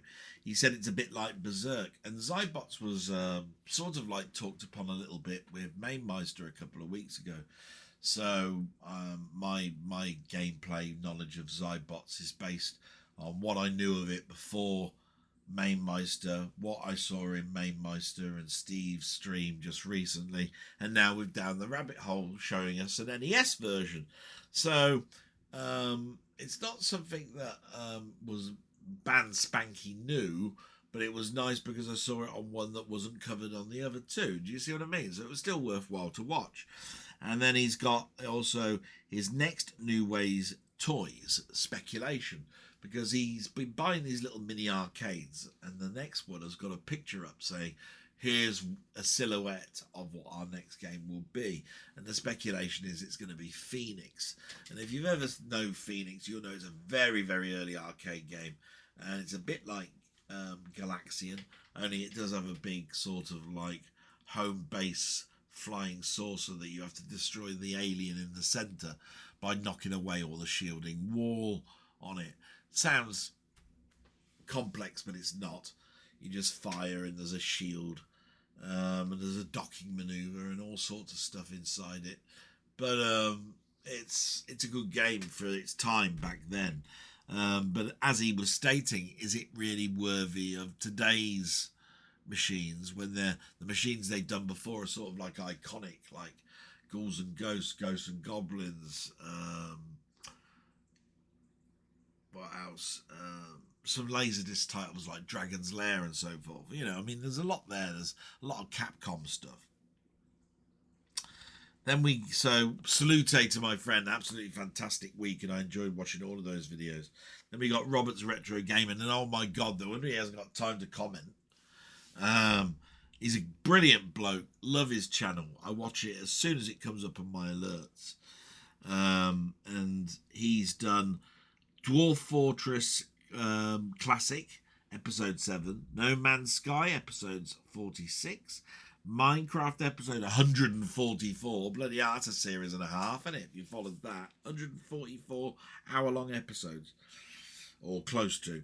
Spectrum gameplay of Mushroom Soup. Atari 8-bit gameplay of what's it say there? Morky, House of Usher, Real Sports Tennis, Space Lobsters, a Steam game called Escape Goat. Play on words there. And that was gifted to him from Steve. That was brilliant. And an arcade gameplay of Pulsar, which is also part of the Mainmeister kerfuffle this month. So a really, really good month for Robert there, or should I say a week. And Steve's is equally as compelling. He's done Pulsar as well, a little look and play on it. So that's twice in a couple of days for those, which is where I was coming from in regards to how many people are watching other people's channels and then doing something as well on the same game. I can only watch it so many times before I get bored. Pulsar's one now that I don't really fancy going on because I've watched it so many times just recently. But your mileage will differ to mine, so that's brilliant.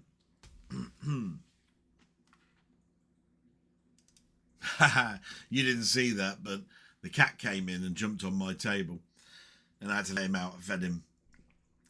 He's not even our cat. He's a stray. Well, not a sort of stray. He's just sort of like made our house a home sort of thing. Comes in, gets his food, buggers off. He's now lying under the grass out there. So I fed him. So he's all right. So then I think I didn't know if I've done this already, but we did Steve's Gaming. My friend Steve, bastard, fucking hate you, little shit. He's on his second channel, and he did Pulsar, the arcade game, which I've already mentioned. Robert did.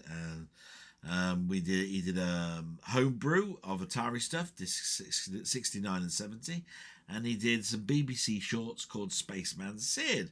This is on top of his second channel, which he's also got called Steve's Spectrum Zone.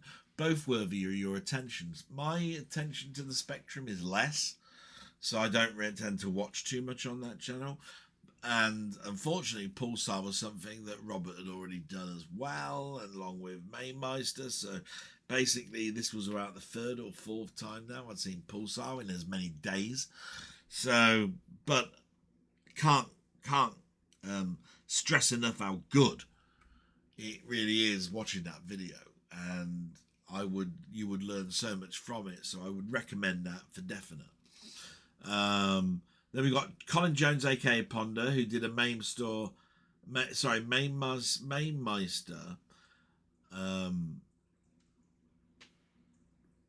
game show kerfuffle. So it's all arcade games, and it was Pulsar. Oh, so it's the fourth time I've seen Pulsar, but I can understand why it's creeping into people's thing to do, because they want to record their game and move it across into the main system, which is also on YouTube.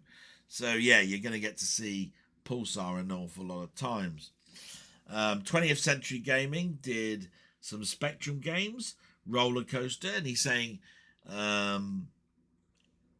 it's torturing me, but he basically put at the end of it, yes, rock hard game, one that, oh my god, I don't think without a heck of a lot of practice you're ever going to get to the end of that game. Ridiculously difficult. After 20th Century Gaming, we've got Seb's Plays. Seb is one of those people that I sort of discovered last year doing some car boot sale type stuff and going into shops and buying thrift stuff, but he also did arcade games and home computing games. So that's definitely worthy of your attention. And then we've got Mainmeister, who did a Sunday Live, which was Ocean Software. And he also did the Friday Waffle on Saturday. So yeah, you may remember at the beginning I said I was waiting and waiting and waiting for his throttle to turn up, his waffle. And unfortunately it never happened, and it happened on the Saturday. So that was interesting. And that's the end of this bit here, and I'm just going to set myself up now for media playback. So I'll be seconds for you, won't be long.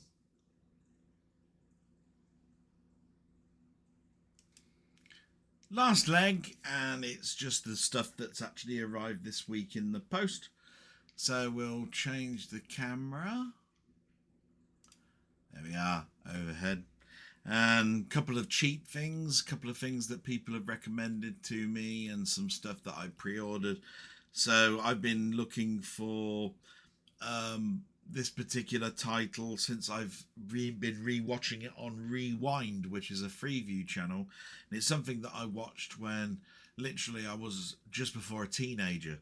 It starred Richard O'Sullivan, who used to be in Man About the House, but it's Dick Turpin. It lasted 2 seasons. It was just a nice period piece. I liked it because I was into things like Carry On Dick and things like that. All that sort of like period piece type stuff. The Black Fingernail and all of that sort of, great stuff. Robin Hood. And of course it had some people from the Carry On films in it. So that was great, and it came up at a good price, and my friend Jim Jam told me about that. That was great. Then this is something that I had in my collection as a DVD. It was one of the first CDs I ever bought. It's a film that I've watched on occasion. And I realised I didn't have it on Blu-ray. So when I checked, because it was on telly, and I was really enjoying the music from it,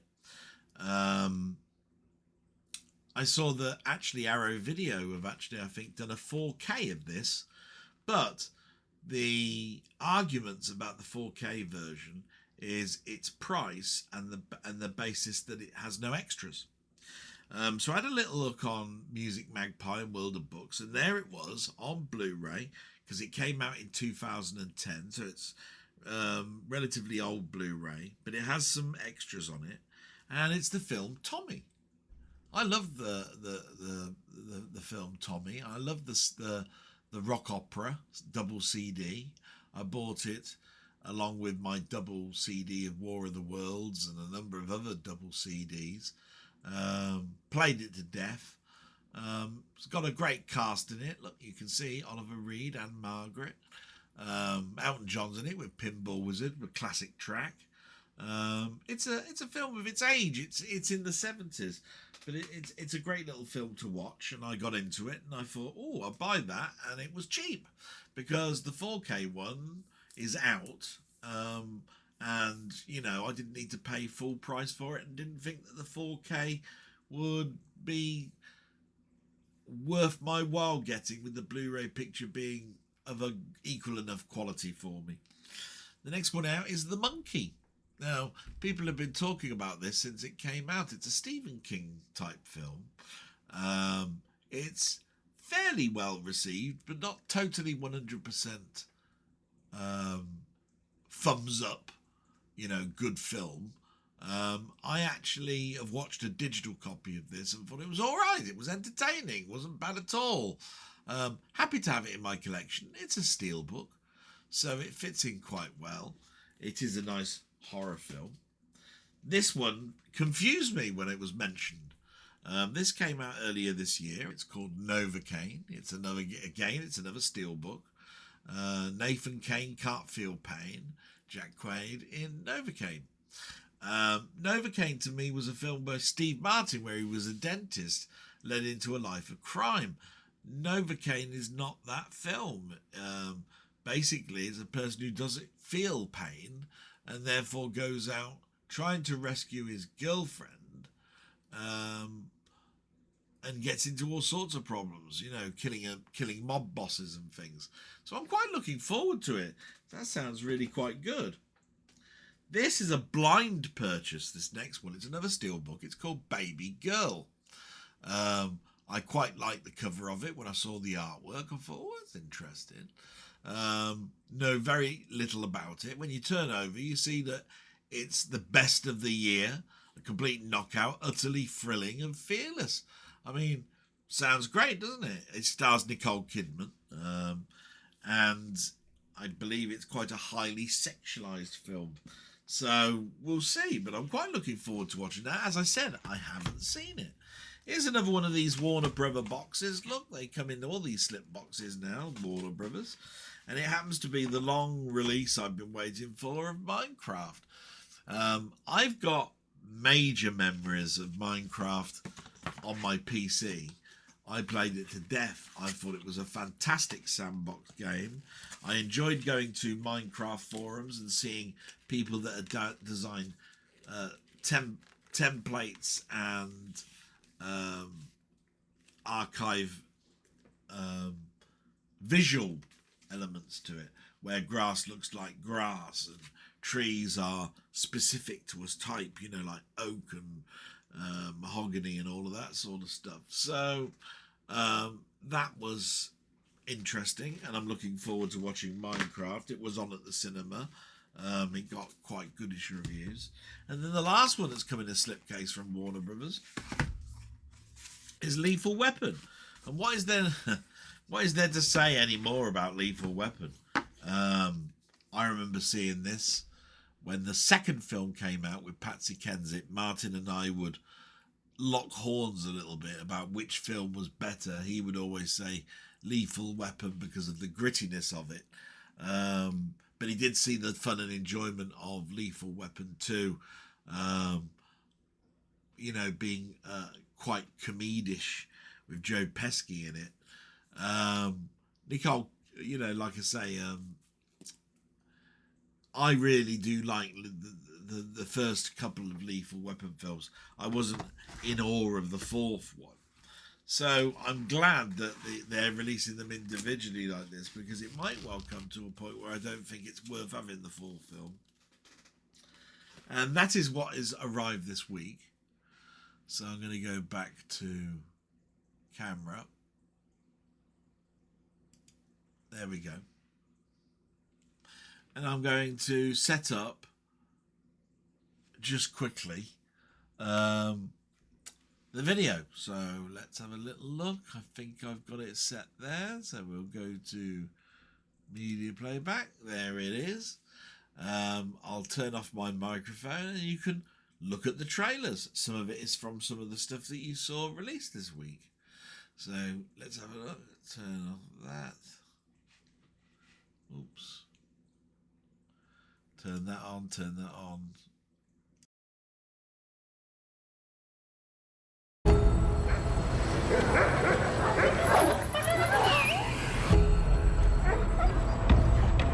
Good girl, good girl.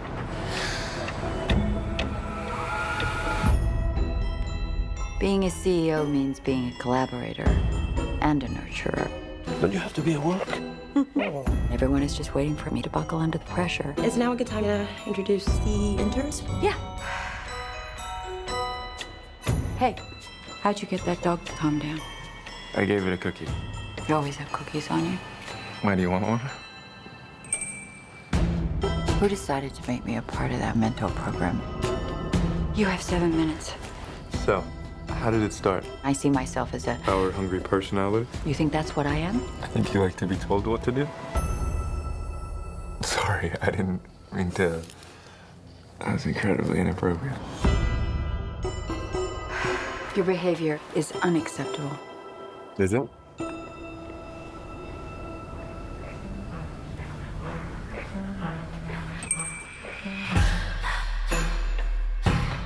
If we're gonna do this, we need to set some rules that you and I both agree on. Did you order this? Starting with, I tell you what to do and you do it. And if I don't? Get on your knees. No. What? Get on your knees now. I'm... Is that what you want? You're very young. I don't want to hurt you. Hurt me? I think I have power over you. Because I could make one call and you lose everything. Does that turn you on when I say that? Oh, hey, you forgot your laptop at the office. Mom, can Mary sleep over? I genuinely believe women with power would behave differently. Want to stop?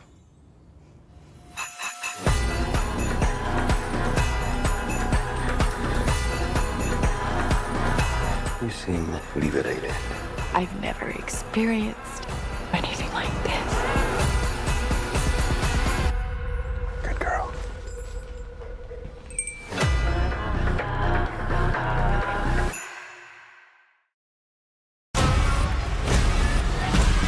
Everything okay in there? Yeah, everything's fine. Oh, that's odd. I don't remember locking this. You wouldn't happen to remember if my aunt had a wind-up toy monkey at the yard sale? Oh, not a cherished childhood memory now, was it? No, no, no, no, no, no, no!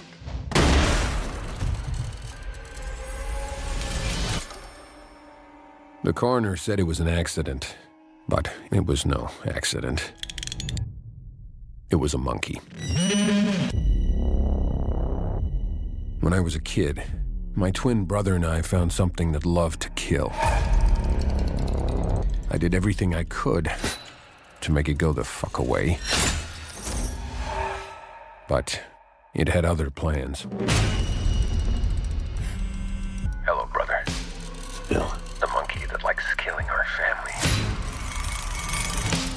It's back. It must be vanquished.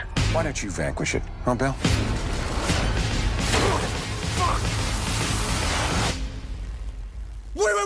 Wait! We have been chosen to witness its power over life and death in its most devious ways.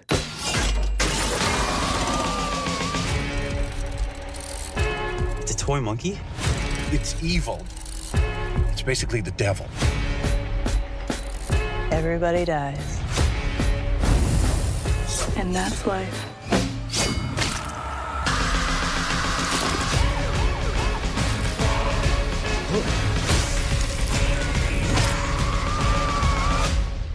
Oh, fuck.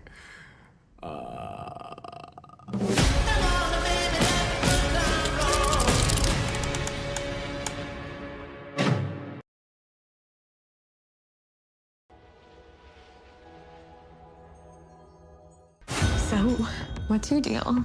My deal? I'm just a regular guy with a regular job, but I've got this condition where I don't feel pain. Hey, there we go. Oh my god, you're a superhero. No. Can you feel this? Definitely feeling something. Last night was amazing. Get on the ground! Open the vault! Cops are here early! We need a hostage. Let's go! Oh my God, what am I doing?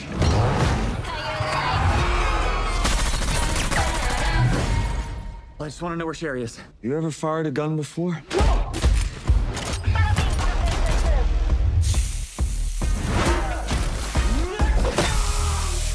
So those are definitely third degree, so you're gonna want to run it under some cool water.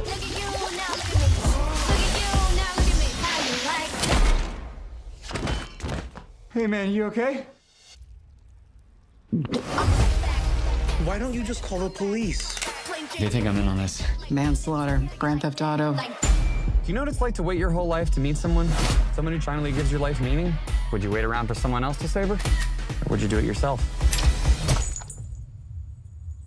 What the fuck is that? Heads up! Oh, sorry. It's fine. What happened to your face? You should see the other guy. Tell me everything you know. What's his name? You gotta be careful, dude. You can still die. You're not Wolverine. You understand pain? Oh! No! Stop it! Oh! Wow, that hurt! That one hurt the most! Novocaine? It is you! I thought you'd be dead by now. Well, I'm not. It's fucking Novocaine! And he's not fucking dead!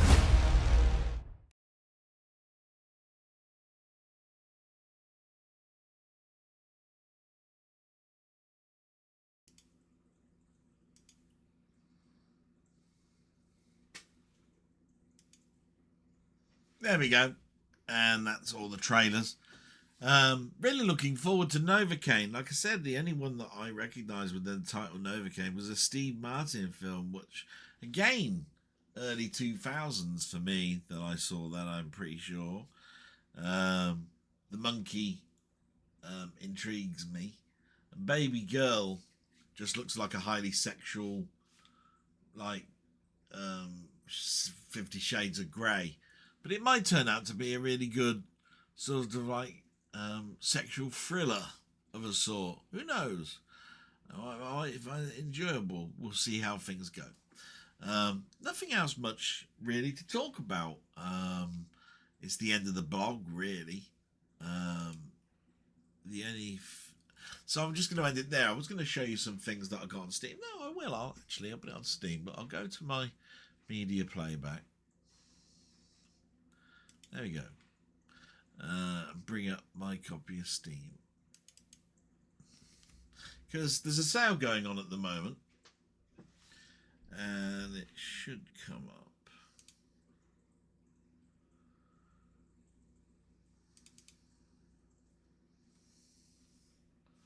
There it comes.